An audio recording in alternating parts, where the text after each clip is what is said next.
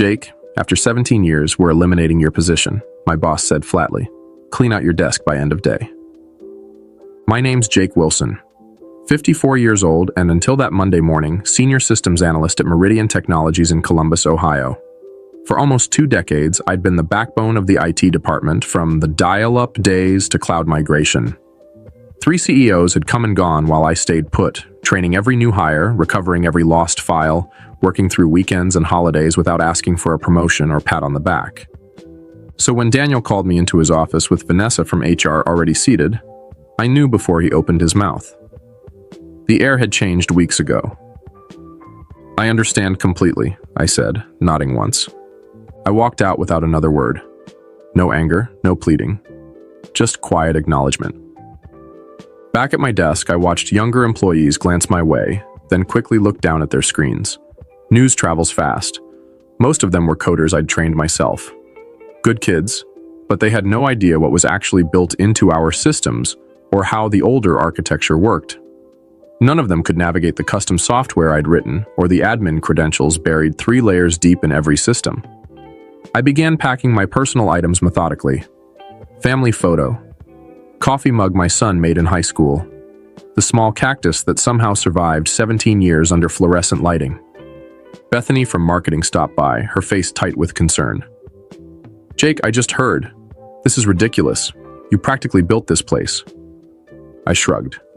Companies change direction. But without any warning? After everything you've done? Her voice was rising, drawing attention. It's fine, I said quietly. Really? It wasn't fine, but I wasn't going to make a scene. As I was leaving, Daniel stepped out of his office to watch me go.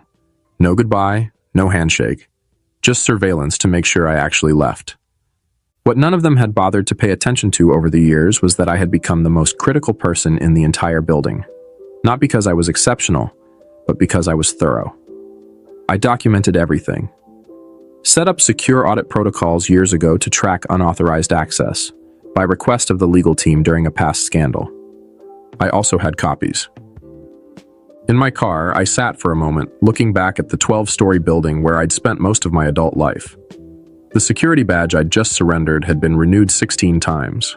I started the engine and drove home. They had no idea Wednesday would be fun. I'd been with Meridian since it was just 2 floors in a business park. Started when my daughter Olivia was in kindergarten. Now she was finishing grad school. The company grew, and I grew with it. Turned down offers from competitors because loyalty mattered to me. My wife Andrea used to joke that the servers were my second family. She wasn't entirely wrong. I knew every system, every workaround, every backdoor solution to problems the executives didn't even know existed.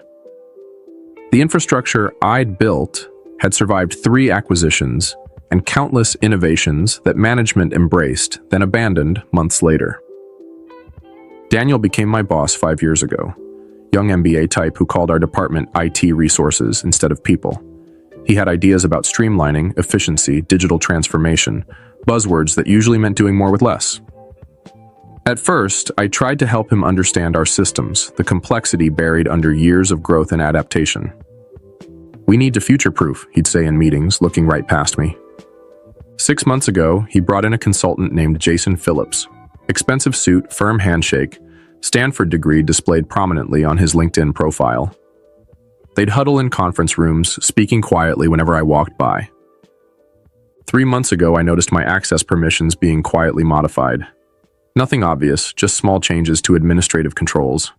I could have protested, but instead I watched. Documented. You seem distracted lately, Andrea said one night as we sat on the porch. Is everything okay at work? I nodded, sipping my beer. Just changes. Nothing I haven't seen before. But these changes felt different. I was being sidelined in meetings. Emails about system upgrades stopped including me. Younger team members were assigned to projects I would normally handle. Then I found it, a company-wide memo about modernization initiatives that had never been shared with me. It outlined a complete restructuring of the IT department under new leadership, Jason Phillips. My position wasn't even on the organizational chart. That same day, I discovered something else. While running a routine security scan, one of those background tasks no one else bothered with anymore, I noticed unusual patterns in our financial software.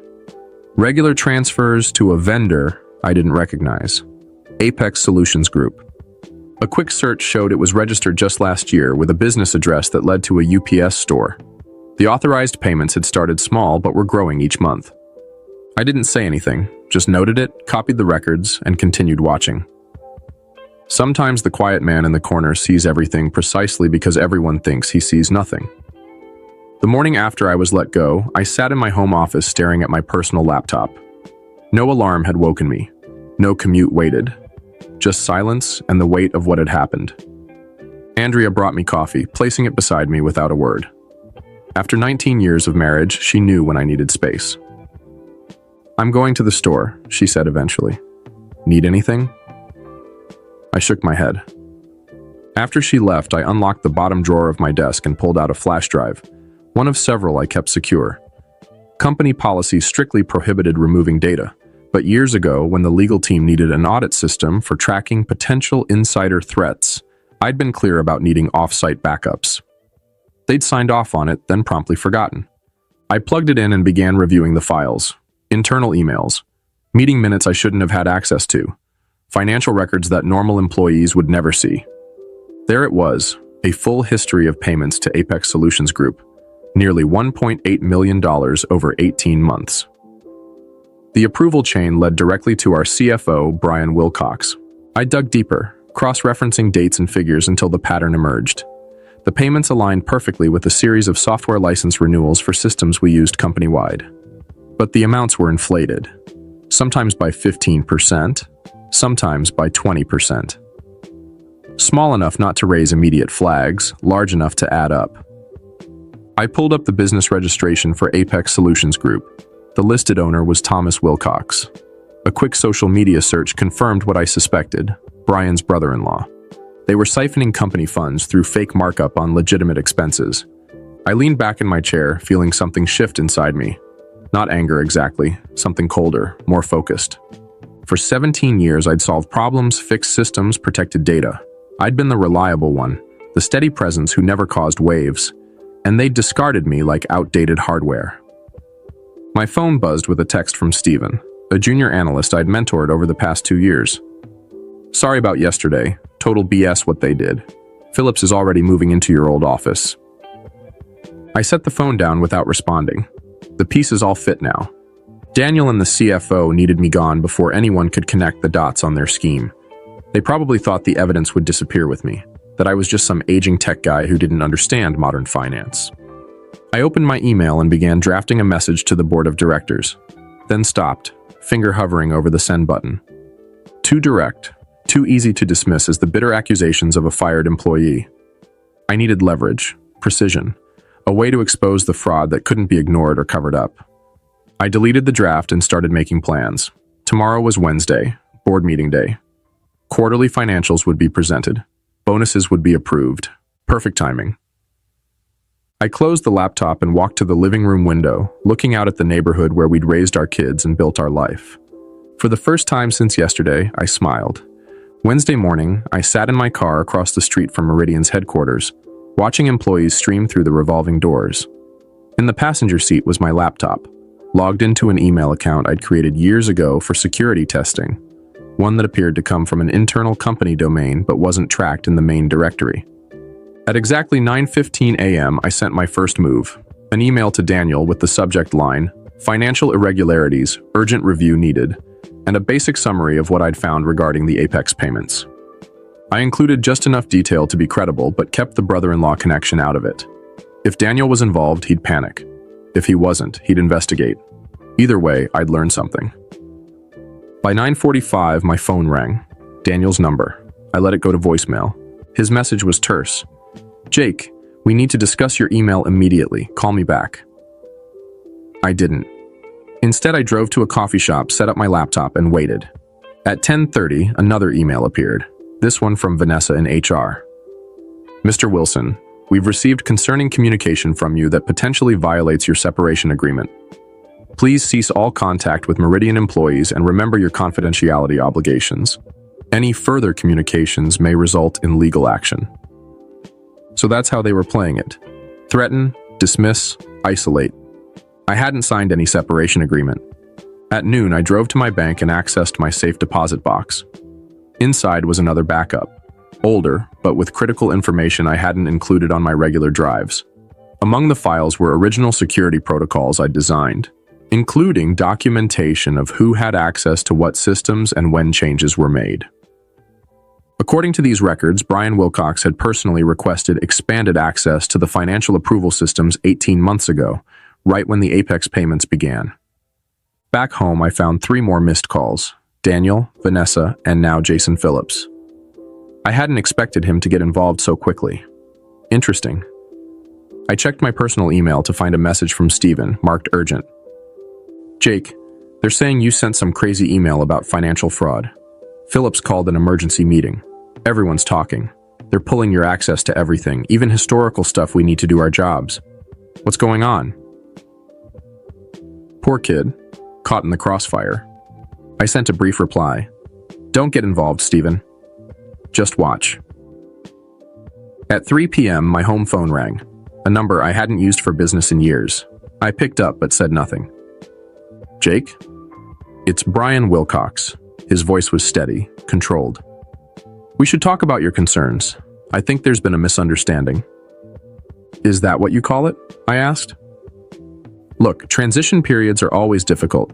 If you have questions about company finances, there are proper channels. Like the board? I interrupted. Silence then. The board doesn't need to be bothered with operational details. Why don't we meet tomorrow, just you and me? We can clear this up. Sorry, I'm busy tomorrow, I said.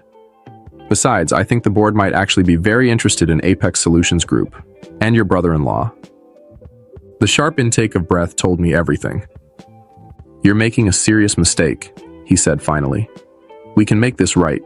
Generous severance, references, whatever you need. Goodbye, Brian, I said and hung up. Within 10 minutes, Vanessa emailed again. Suddenly, my severance package had doubled with an attached agreement requiring my complete confidentiality regarding all company matters. They were scrambling now, but they still thought they were dealing with a simple extortion attempt. They had no idea what was coming. Thursday morning brought clarity and confirmation. I'd spent the night combing through years of data, connecting dots I'd previously overlooked. The Apex scheme wasn't Brian's first creative accounting project. 3 years ago, shortly after he became CFO, another pattern emerged. Consulting fees to a firm called Lakeside Business Solutions. Different name, same game. Inflated invoices for services partially or never rendered. I traced the registration for Lakeside. This one led to Patricia Wilcox, Brian's wife. The woman was apparently CEO of a company that had no website, no employees, and a virtual office address. But the bigger revelation came when I dug into email archives. Daniel hadn't just been aware of these arrangements, he'd helped facilitate them. In exchange, his department received budget increases while others faced cuts. He'd been brought in specifically because the previous director had started asking questions about IT expenditures. Even Jason Phillips was connected. His consulting firm had been hired through an unusual process that bypassed normal procurement channels. His real role wasn't modernizing IT, it was eliminating the one person who might notice the financial patterns. Me. The scheme was elegant in its simplicity. Create legitimate-seeming vendors, approve inflated payments, and split the difference. Since actual services were being provided, just at marked-up rates, auditors scanning for completely fraudulent charges would miss it. Over 3 years, they'd diverted nearly $4.3 million. I gathered everything into a comprehensive report, spreadsheets showing the pattern of increases, business registrations linking the companies to Brian's family, email exchanges showing Daniel's knowledge and participation. Then I did something they wouldn't expect.